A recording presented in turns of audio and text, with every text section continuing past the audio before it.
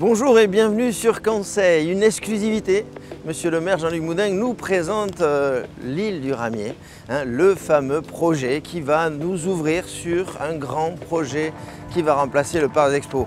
On sait tous que le Parc des Expos part, qu'est-ce qu'il va y avoir à la place?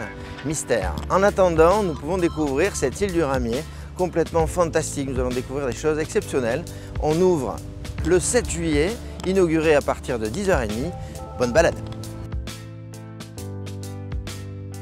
Bonjour monsieur le maire. Bonjour Stéphane, vous allez bien? Très bien, merci vous-même. Bon, on a commandé le soleil. Ouais, on a commandé le soleil le jour de la fête de la musique. Voilà. On est en exclusivité là, merci. Avec plaisir, comme d'habitude. Comme d'habitude, ouais. Quelle découverte. Donc là, géographiquement, on se retrouve où exactement? Alors nous sommes au début de l'île du Ramier, à l'entrée nord, le pont Saint-Michel par lequel vous êtes arrivé, là où il y a le tram, est juste à côté. Et donc nous sommes au début de l'île. Ces 2 hectares étaient, quand on remonte au Moyen-Âge, un endroit où il y avait des moulins. Ils étaient flottants. Il y avait des barques qui étaient disposées contre le bord de l'île du Ramier. On a eu l'idée de les reconstituer parce que je crois que tout ça, c'est une mémoire qui a été oubliée dans l'esprit des Toulousains sous forme de jeux d'enfants. Les jeux d'enfants. Parce qu'en fait, l'objectif de cette terre, c'est de pouvoir venir se balader, discuter, échanger. J'ai souhaité qu'il y ait des espaces nature au cœur de Toulouse. Toulouse se développe, se construit, il y a beaucoup d'arrivants, il y a beaucoup de logements. Ce que je veux aussi, c'est qu'il y ait de plus en plus d'espaces verts et d'espaces qui relient les Toulousains à la nature. Et là, on a eu une opportunité. Ici, beaucoup de Toulousains s'en souviennent, il y avait une discothèque, le Ramier. Des générations de Toulousains ont dansé ici, ont fêté, ont passé des moments très agréables. Ça a duré longtemps. Et puis il y a quelques années, ça a brûlé.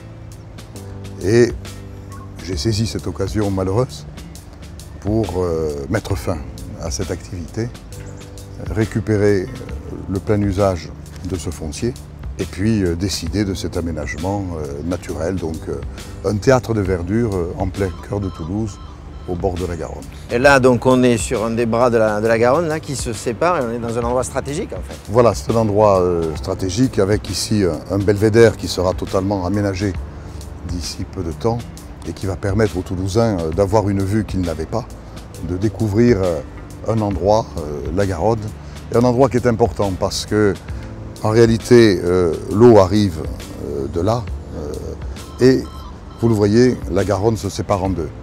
Il y a une partie qui continue et qui va aller vers le centre-ville, vers les quais historiques, et une partie qui se dirige vers cette usine de briques qui va avoir un siècle dans 4 ans. C'est une usine hydroélectrique qui capte donc une partie de la Garonne et qui produit de l'hydroélectricité.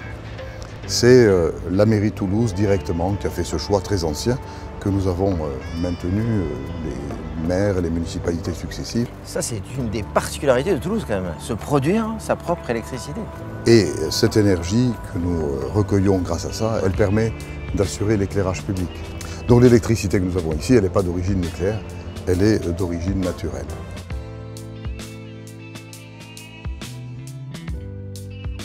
Vous avez gardé un petit peu le clin d'œil de la mini-discothèque. Voilà, alors on a eu l'idée d'aménager des gradins qui descendent doucement vers la Garonne.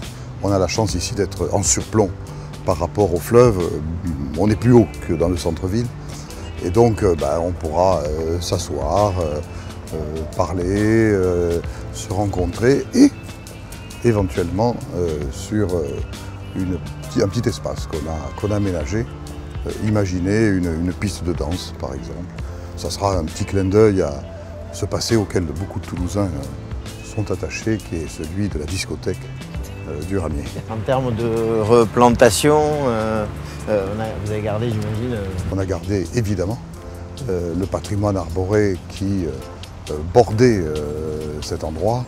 Et on a planté, on a fait des plantations nouvelles, comme ici, par exemple. Donc des plantations nouvelles dans les espaces que l'on vient d'aménager.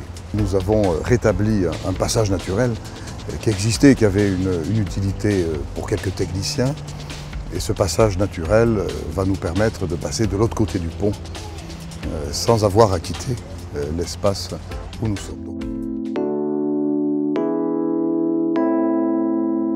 Alors là, la surprise là, donc on voit en fait que là c'est le fameux deuxième accès, hein, les gens qui descendront du tram pourront descendre directement. Alors effectivement, cet endroit-là, il était très malaisé d'accès et pourtant c'est un endroit qui est assez magique, qui est intimiste. Alors vous allez voir comment on a organisé l'accès. Donc on a créé un accès direct très large, très confortable depuis le pont Saint-Michel, c'est-à-dire depuis le tram. La traçabilité qui nous avait valu la visite du président de la République, c'est ça? Voilà, donc on a là cette plaque qui rappelle la grande crue, la plus haute crue connue à Toulouse, c'était en 1875. Et vous voyez, c'était vraiment très haut à cette hauteur-là. Et ça nous avait valu, comme vous le dites, la visite du président de la République de l'époque, le maréchal MacMahon, qui, après mûre réflexion, avait laissé comme phrase historique de ce moment « Que d'eau, que d'eau ». Voilà. Que d'eau, que d'eau. Donc là, on est dans le côté un peu funny du projet. C'est qu'on va se retrouver avec la réutilisation de l'écluse et vous allez créer un lieu de guinguette, c'est ça? La maison éclusière ne fonctionne plus depuis plusieurs décennies. Ça va devenir une guinguette, le local technique d'un restaurant pour les beaux jours uniquement. Et le restaurant où on pourra, avec des amis, en famille, prendre un pot, manger un morceau, se trouvera de l'autre côté de l'écluse elle-même. Il y aura 3 accès au total pour ce site qui était jusqu'ici inaccessible en réalité. La terrasse. Voilà, et donc c'est ici que les tables et chaises du restaurant d'été seront installées. Dans quelques jours, on pourra boire une bière. Dans quelques jours, ici.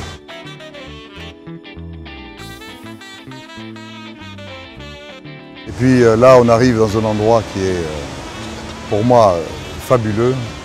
C'est cet alignement, ce double alignement de platanes avec un biseau et qui va jusqu'à la pointe de cette île. C'est une des particularités en fait de cet endroit, on dirait un graphisme, on se croit dans le plus bel endroit du monde. Là, quasiment. Ah mais c'est, je crois, véritablement au moins un des plus beaux endroits de Toulouse. Parce que là carrément on n'avait plus accès ici. Il y avait un accès mais qui n'était pas organisé, qui n'était même pas visible, ce qui fait que très peu de gens pouvaient venir ici. Là par contre, on va avoir quelque chose de beaucoup plus partagé.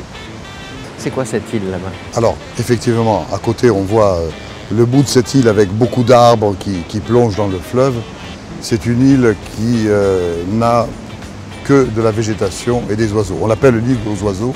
Et donc les seuls habitants de cette île, qui est par ailleurs inaccessible aux humains que nous sommes, totalement inaccessible, les seuls habitants ce sont les oiseaux. Et alors ici nous avons reproduit un belvédère comme de l'autre côté. Et un belvédère qui donne là aussi une vue assez splendide de Toulouse. Aujourd'hui donc on est à l'entrée d'un grand projet. Oui voilà, parce qu'en réalité tout ce que vous venez de voir, c'est le prélude d'un grand projet qui est l'aménagement de l'île du Ramier. L'île du Ramier aujourd'hui principalement c'est le parc des expositions. Dans 2 ans et demi, le parc des expositions sera près de Blagnac, près de l'aéroport.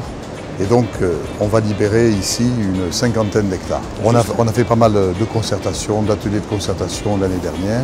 Et au mois d'octobre prochain, je présenterai les orientations de la future île du Ramier. Au mois d'octobre prochain.